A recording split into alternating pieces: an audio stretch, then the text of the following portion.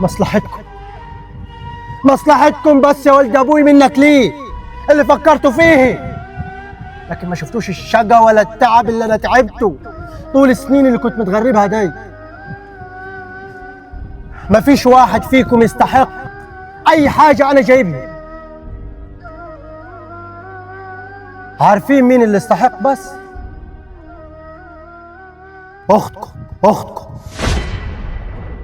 اختكم عشان فرحها بعد شهرين، هي اللي تستحق ان انا اجيب لها جهاز واقف معاها وستره،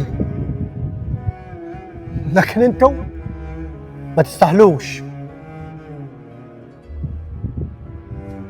يا ولد ابوي. وانت يا اختي ما تخافيش، انا هجيب لك كل حاجه، وان شاء الله فرحك ده هيتم على خير. وابقي تعالي في البيت عشان خاطر نحضروا ميعاد الجهاز اللي عايزه تجيبيه يا بنت ابوه. استنى يا اخوي. ايه يا بنت ابوي؟ مش عايزاك تزعل مني، انت عارف ان انا كنت مستنياك بس عشان اتجوز.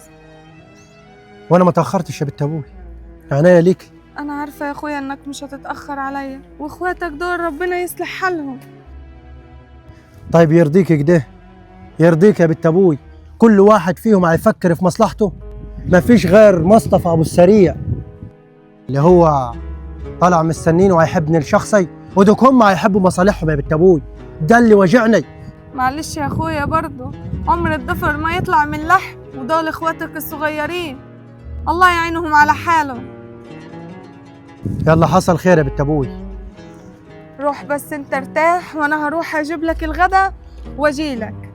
خلاص ماشي روح. انا اللي كنت عايزهم يفهموه يا ابو السريع ان اخواتي ما يتقلوش علي. انا في الغربه قاعد كنت شايف يرنوا علي هاتلنا دي وهاتلنا دي وهاتلنا دي. طيب ما المتغرب ده شقيان وطالع عينه، المفروض كل حاجه بالراحه عليها، مش كل شويه رن يعملوا له قلق. وبعدين لو انت جيت للصح، اختك اللي تستحق الفلوس كلي عشان خاطر اختك فرحها بعد شهرين وهي محتاجه تتجهز، ففي شيء اهم من شيء.